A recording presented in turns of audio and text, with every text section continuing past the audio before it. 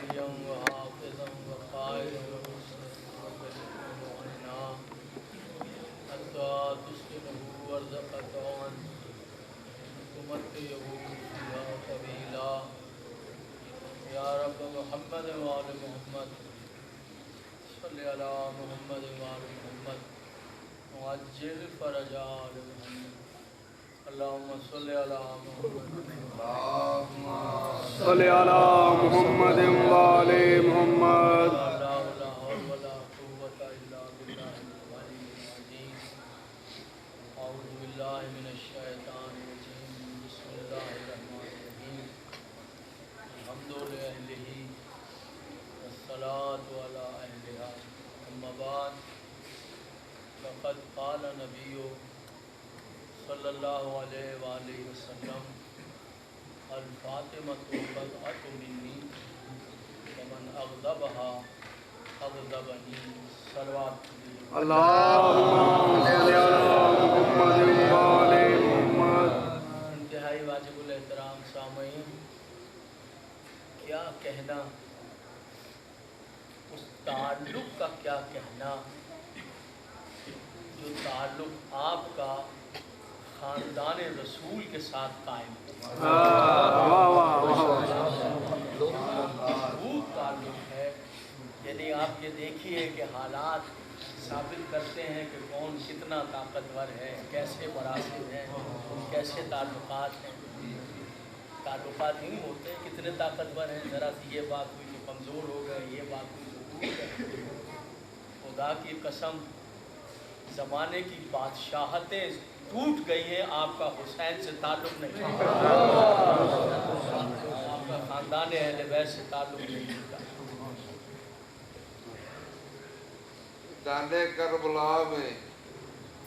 میدان کربلا میں عباس نے شبر کمینے سے کہا، بڑے فقر سے تم کہتے تھے اے شبر کمینہ کہ ہم دیتے نہیں پانی، عباس اپنی پہ آ جائے تو یوں لیتا ہے پانی، اگر عباس کا بس چلے تو لے جاؤ آقا حسین کے لیے سارے جہاں کا پانی، نعرہ حیدری۔ کیسے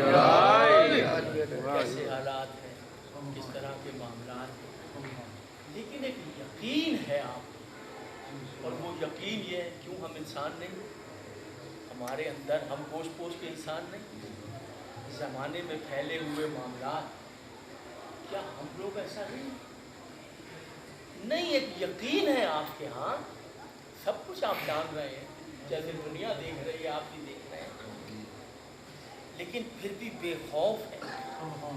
ادھر اعلان ہوا، ادھر چلے گئے کہ نہیں، اس فرش کو چھوڑنا نہیں ہے، اس لیے کہ ایک یقین ہے کہ یہ ایسا فرش ہے جہاں پر آ کر بیماریاں دور ہوتی ہیں، بیماریاں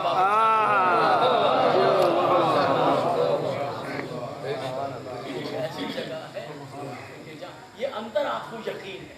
اگر یہ یقین نہ ہوتا تو کبھی گھر سے باہر نہ آئے، کبھی گھر سے باہر، یعنی زبان سے آپ کچھ بھی کہہ رہے ہیں، ہاں دنیا جو کہہ رہی ہے ممکن ہے آپ بھی گفتگو کر رہے ہیں، کچہریوں میں بیٹھ کر گفتگو کر رہے ہیں دوستوں سے، ٹیلی فون پر باتیں، ہاں یوں ہے اور یوں ہے، سب کچھ ہے، لیکن جہاں یہ لفظ آ گیا کہ ان کا تذکرہ ہے، پھر سب کچھ بھول گیا۔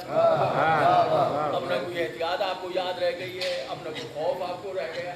یاد رکھیے اس ذکر کا سب سے بڑا فائدہ تو یہ ہے کہ یہ انسان کے دماغ سے ہر بیماری، ہر نحوست، ہر بے چینی کو دور کر دیتا ہے۔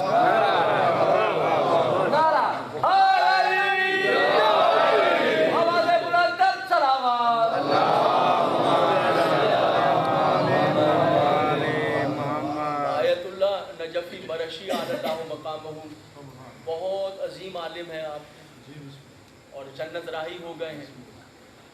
تو قم میں معصومہ کے حرم مبارک کے پیچھے ان کا گھر بھی ہے اور کتب خانہ بھی ہے، ایسا عظیم کتب خانہ ہے کہ جس میں پتوں پر لکھی ہوئی کتابیں بھی موجود ہیں، سبحان اللہ، جس میں فضیلت پتوں پر لکھی ہوئی، جس میں فضیلت اہل بیت، ان کی وہ عظیم، ان کی وصیت بہت مشہور ہے، اگر موقع ملے تو وصیت ضرور پڑھی۔ سید نجفی اپنے بیٹے مامون مرشی کے نام اپنی وصیت ہے, کمال وصیت ہے, اردو میں بھی چھپ گئی ہے. کیسے پتہ ہے وصیت کیا ہے؟ مرنے سے پہلے انہوں نے اپنے بیٹے کے نام وصیت کی کہ جب میں مر جاؤں تو یہ میرا رومال جو ہے, یہ میرا رومال میرے ساتھ میری قبر میں رکھ دے. یہ لکھی ہوئی مرضی, یہ میرا رومال میرے ساتھ. کیوں کہ جب بھی میں حسین پر رویا ہوں میں نے آنسو ضائع نہیں کیا, اس رومال میں میں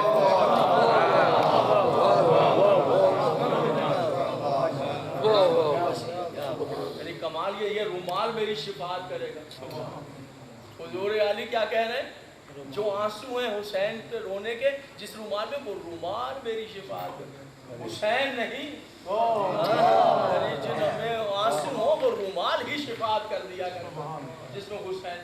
بہت عظیم وصیت ہے, تو طویل ہے, مجھے 2-4 باتیں کرنی ہے مختصر سے وقت میں. مولا آپ سب کی حفاظت فرمائے. کبھی پڑھیے اس وصیت کو اور دیکھ, تو ان کے دور میں بھی اس طرح کے وبائی امراض آئے. آج وبائی امراض ہے, اللہ آپ سب کو محفوظ رکھے, پوری دنیا کو جلد سے نجات عطا فرمائے. تو انہوں نے پتہ ہے عمل کیا دیا تھا, اس سے کیسے بچا جائے؟ انہوں نے عمل یہ دیا تھا کہ ایسا کرو اپنے گھر میں حسین کی مجلس کراؤ. جب مرشی نے دیا تھا. اچھا مجلس کیسے کراؤ؟ مجلس ایسے نہیں کہ بھئی آپ مجلس کرا رہے ہیں تو پوسٹر چھپے گا, بینر چھپے گے, فلیکسز چھپے گی, اور بہت زیادہ کھانا پکایا جائے گا, تبرک پکایا جائے گا, اور بہت ذاکروں کا. نہیں, آپ گھر میں بیٹھ جائیے, بہنوں کو بٹھا لیجئے, بھائیوں کو بٹھا لیجئے, ماں باپ کو بٹھا لیجئے, بیوی بچوں کو بٹھا لیجئے, اور جو حسین کے لیے یاد ہے وہ کہہ دیجئے.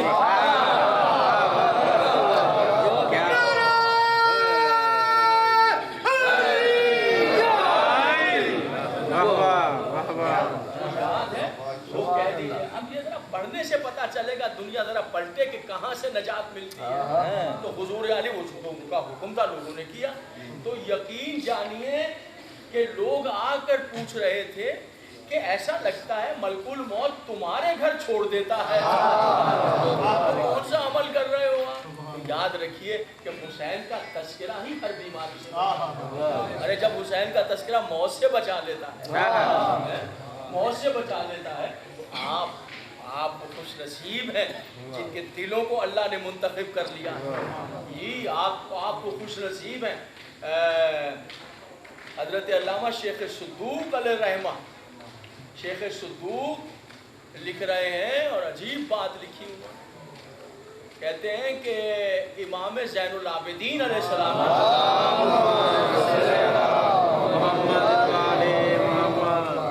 گفتگو کرتے ہو, چوتھے امام نے پوچھا کہ جب تم باہم بیٹھتے ہو, آپس میں ذکر کرتے ہو, گفتگو کرتے ہو, تو یہ بتاؤ کہ ہماری ولایت کا تذکرہ بھی کرتے ہو؟ شیخ صدوق لکھتے ہیں ہماری ولایت کا تذکرہ امالی میں بھی لکھتا ہے اور علل الشرائع میں. ہماری ولایت کا بھی تذکرہ ہوتا ہے, میرے جد علی کی ولایت کی بات ہے. فرزند رسول جہاں 4 آدمی مل کے بیٹھتے ہیں تو کیسے ممکن ہے کہ آپ کے جد. سنیے شیخ صدوق لکھ رہے ہیں اور چوتھے امام سے روایت ہے, معصوم بیان کر رہے ہیں, جب بھی تم ہمارے جد علی کی ولایت کی بات کرو, ذکر کرو, تو فوراً کہنا میرے اللہ تیری نعمت اول پر تیرا شکر ادا کرتا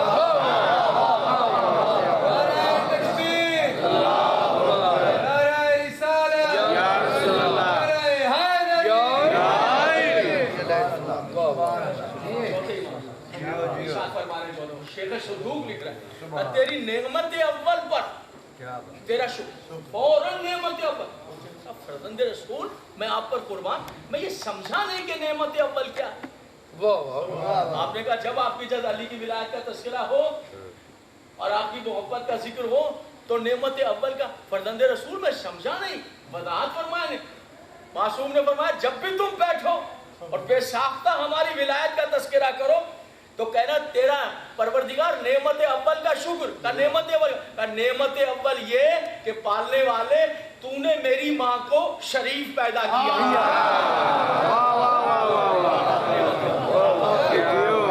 کیا کہنے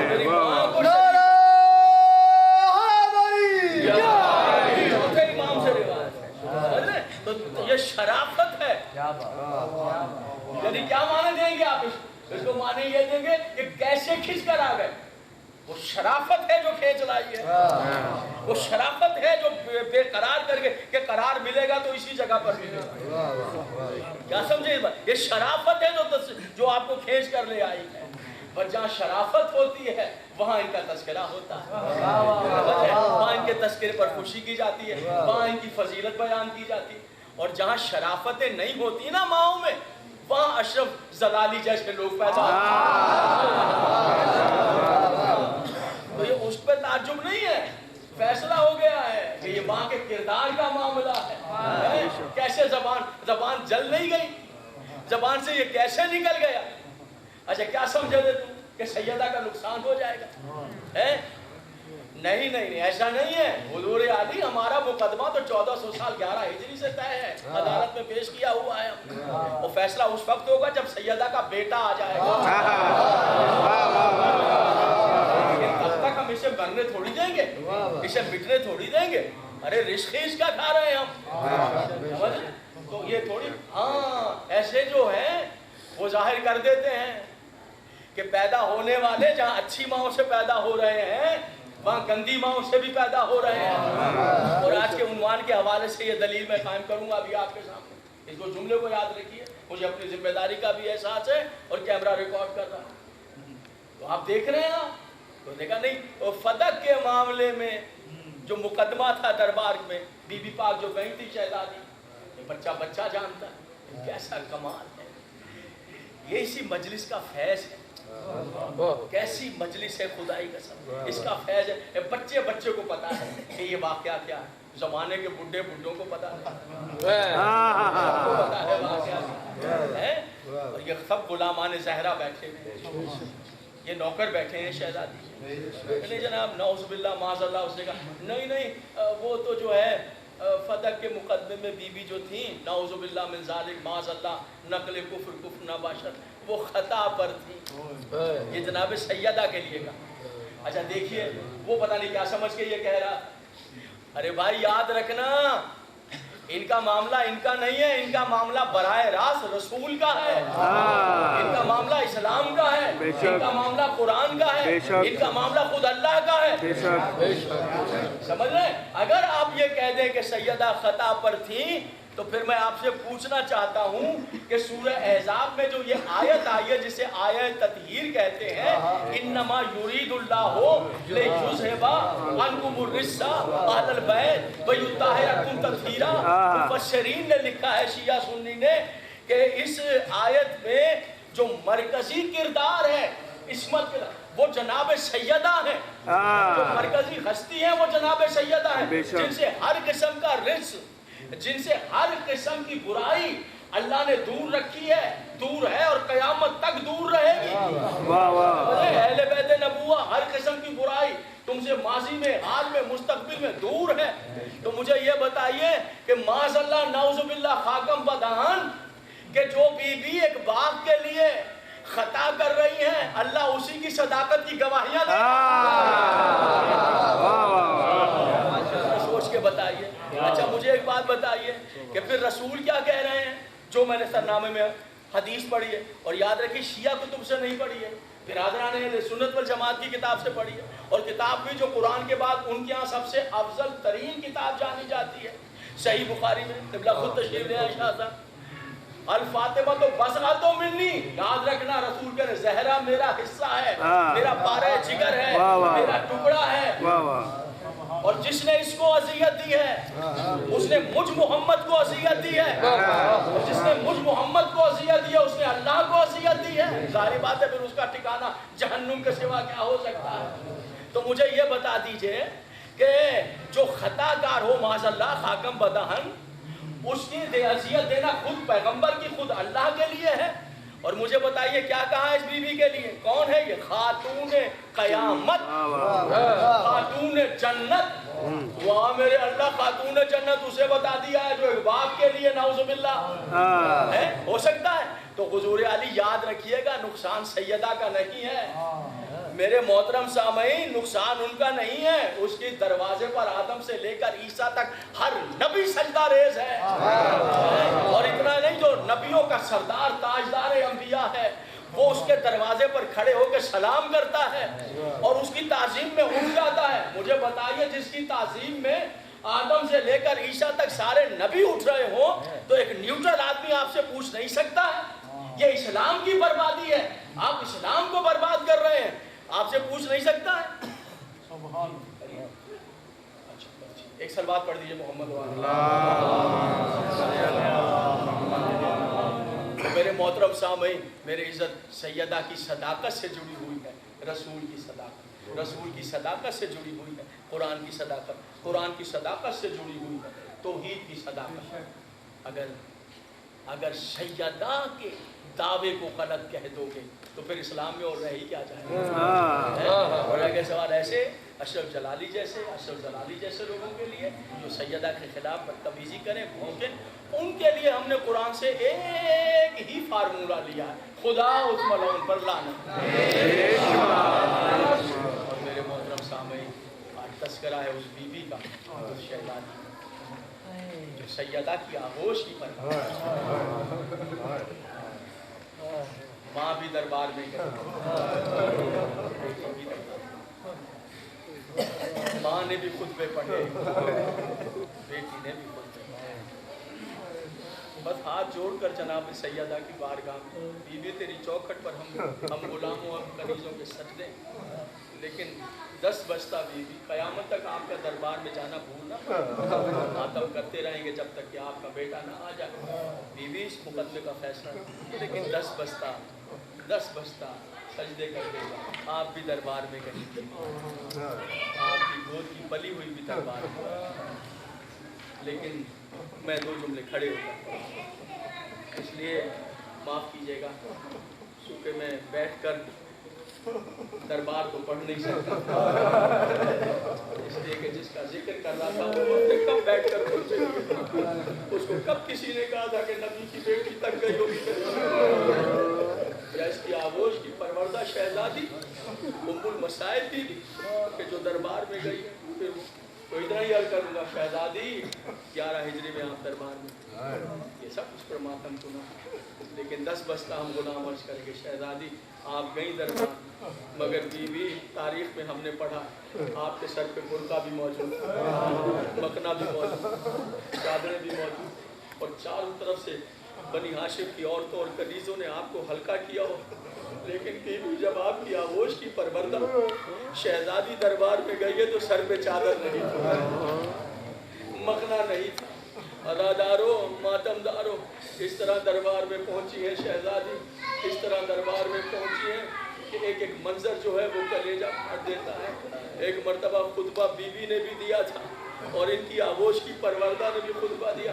جب خطبہ دے رہی تھی اور یزیدیت کے چہرے سے نقاب اتار رہی تھی تو ایک مرتبہ یزید نے بی بی پاک کے یہ خطبہ جو مثل ذوالفقار جو ہے منافقت کو برباد کر رہا تھا، تو اس نے اس سے بچنے کے لیے پتہ ہے کیا کیا؟ ایک چھڑی اٹھائی اور حسین کے دندان پر بس میں پڑھ چکا اور آپ نے کیا، معاف کیجیے گا اس کم پڑے ہوئے ادادارو، اس نے دندان مبارک پر ایک مرتبہ بدتمیزی کی۔ سنیے گا میرے محترم سامنے، ایک مرتبہ سنیے گا، ادادارو ماتمدارو، اللہ آپ کو کرونا اور ہر طرح کی امراض سے اپنی حفظ و امان میں رکھے، آپ بچے رہیں، پروردگار سب کی حفاظت فرمائے۔ آج 26 ہو گئی ہے چاند کی، 3-4 دن کے بعد جو ہے نیا چاند آ جائے گا۔ ایک عمل بتا رہا ہوں، یاد رکھیے گا، ہر عذاب سے بچ کے رہیں گے۔ جب چاند نظر آ جائے، پہلی، دوسری، تیسری تاریخ کو 2 رکعت نماز پڑھ لیجیے گا۔ میں نے اپنا فرض سمجھا، یہاں بتاتا ہوں۔ نماز اول ماہ پہلی رکعت میں سورہ حمد کے بعد آپ کو 30 مرتبہ پڑھنا ہے سورہ قل هو اللہ احد۔ دوسری رکعت میں سورہ حمد کے بعد آپ کو 30 مرتبہ پڑھنا ہے سورہ قدر، بسم اللہ الرحمن الرحیم۔ اور جب سجدہ سلام کر کے تشو سے فارغ ہو جائیں، پہلو نہ بدلیے گا، اس کا خاص وہیں اپنا اور اپنے اہل و عیال کا صدقہ دے دیں، ہو سکے وہیں امام زمانہ کا بھی صدقہ دے دیں، چاہے 10 روپے ہی۔ معصوم نے فرمایا جو یہ نماز اول ماہ پڑھ 20 منٹ کی نماز ہے، جو اس نماز کو پڑھ لے گا جب تک دوسرا چاند طلوع نہیں ہوگا، ہر مصیبت، ہر وبائی ہر حادثے سے علی ابن ابی طالب اس کی حفاظت فرمائے. دوسرا عمل ہے زیارت وارثہ، زیارت عاشورہ پڑھ کر جناب نرجس خاتون مادر گرامی ہے امام زمانہ کے حضور ہدیہ کر کے یہ کہیں کہ مولا ہمیں ہمارے اہل و عیال کو کورونا اور ہر طرح کے وبائی امراض سے بچائیں. اللہ کرے گا کہ آپ بچ جائیں گے. بس ماتم کرنے آئے ہیں اور ماتم ہر بیماری کا علاج ہے. اور اس بیوی کا ماتم کر رہے ہیں. جب ماتم کریں نا تو ماتم کرتے کرتے ٹھہر کر دیکھیے گا میرے ہاتھ تو کھلے ہوئے ہیں نا. اتنی جلدی بیوی نے آپ کا اہتمام کیا کہ یہ شوق ماتم، یہ پرسہ دینے کی آرزو دل میں نہ رہ جائے. ایک جگہ بند ہوئی تو دوسری جگہ آپ آ گئے. اللہ بانیان کی حفاظت فرمائے، توفیقات میں اضافہ فرمائے. ہو گیا نا اہتمام کہ نہیں آپ مایوس نہیں جائیں گے، دو ہاتھ سینے پر مار کر ہی جائیں گے، ہے نا. اور ہر طرح کا اہتمام کر رکھا ہے. اس ماتمی بہن کی طرف چلیں جس نے بھائی کا ماتم کیا تو ہاتھ پسے کر پریشانی سے ماتم کر رہی تھی پتھروں کے ساتھ. مزاداروں وہ خطبہ عظیم اور میری تقریر کا آخری جملہ ایک مرتبہ خطبہ دے رہی تھی اور پرخچے اڑا رہی تھی جیسے ذوالفقار سے سر اڑتے تھے. کافروں کے ایسے منافقت کے چہروں سے نقاب اتار کہ یزید نے ایک مرتبہ چھڑی اٹھائی اور لگن میں سر حسین رکھا تھا اور دندان مبارک پر جب چھڑی ماری تو ایک مرتبہ دیکھ کر کہا سکینہ نے پھوپھی اماں میرا باپ. تو عزاداروں ایک مرتبہ آواز دے کر کہا ملعون تو مجھے ڈرا رہا ہے. اب بھی تیرے دربار میں وہ لوگ کھڑے ہیں، وہ آنکھیں زندہ ہیں جنہوں نے ان حسین کے ہونٹوں کو رسول کو بوسے دے دے. ماتم حسین